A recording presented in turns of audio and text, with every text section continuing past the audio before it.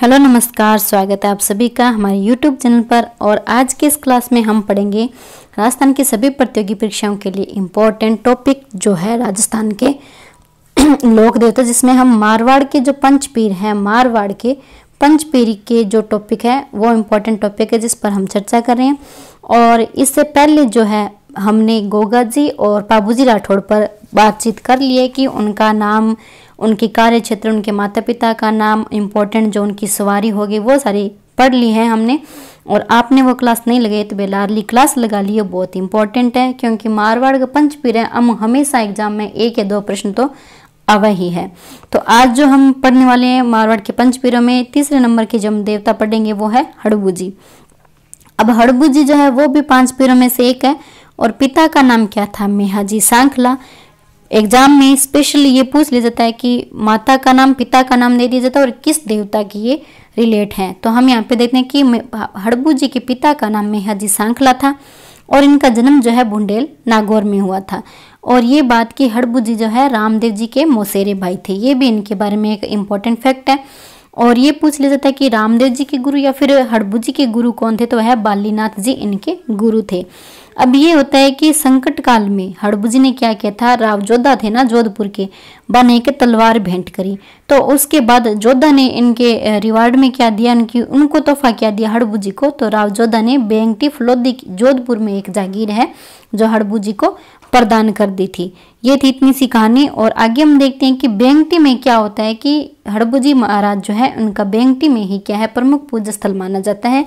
क्यों माना जाता है? क्योंकि यहाँ पे हड़बू जी जो ना उनकी एक गाड़ी थी, ऊंट गाड़ी बोल दो, छकड़ा बोल दो, उससे क्या करते थे? विकलांग गायों के लिए दूर दूर से घास भर कर लाते थे। वहाँ उस स्थान पर बेंगटी फलोदी जोधपुर में घास भर कर लिया विकलांग गायों की सेवा करता। तो वहाँ पर हड़बू जी की पूजा स्थल के रूप में ना वहाँ पे किसकी पूजा होती है? उनकी गाड़ी या फिर छकड़े की ही पूजा होती है। और हड़बू जी जो है वो क्या शकुन शास्त्र के ज्ञाता थे। एग्जाम में डायरेक्ट प्रश्न पूछा जाता है, बहुत बार एग्जाम में क्वेश्चन आ भी चुके हैं कि शकुन शास्त्र के ज्ञाता कौन से लोक देवता थे? तो वो थे हड़बू जी। और सबसे बड़ी जो क्वेश्चन पूछा, देखो एग्जाम में ये प्रश्न मैंने देखा है, ऐसे आता है कि लोक देवता दे दिया और उनकी क्या दे दी? सवारी दे दी। और कौन सा जो है यहाँ पे पूछ लेता है कि कौन सा इनमें सम्मिलित नहीं है। तो हड़बू जी की सवारी और देवता की हम देखते हैं कि घोड़ा है, किसी की लीलागर है, किसी की रेवंत है, इस प्रकार से। तो यहाँ पे हड़बू जी की हम देखते हैं ना वो सवारी क्या है? सियार है। ये इंपॉर्टेंट फैक्ट है जिसे आप ध्यान में रखिएगा। हड़बू जी की सवारी क्या है? सियार है।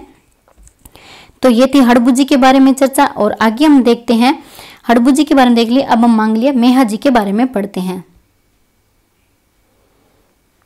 तो यहाँ पे हम देखते हैं मारवाड़ के पंचपीरों में एक और स्थान जो है मांगलिया मेहा जी, जिनका नाम तो है मेहा जी लेकिन जाति होने के कारण पहले मांगलिया लगा दिया जाता है, यानी कि मांगलियों के इष्ट देव है, इस कारण इन्हें मांगलिया मेहा जी कहा जाता है। मांगलिया जाति के जो लोग हैं उनके ये इष्ट देव हैं।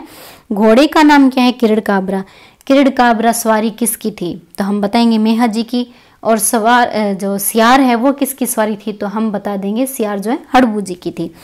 और ये एक एग्जाम में ये प्रश्न भी आया है कि राव जो रणंगदेव भाटी है उसके साथ युद्ध करते हुए शहीद होने वाले लोक देवता कौन से थे? तो वो हम बता देंगे मेहा जी थे, जो कि जैसलमेर के राव रणंगदेव भाटी जो था ना उससे युद्ध करते हुए शहीद हो गए थे, यानी कि वीर गति को प्राप्त हो गए थे। और बापणी गांव ओशिया जोधपुर में है, जहां पर है इनका मुख्य जो है पूजा स्थल है।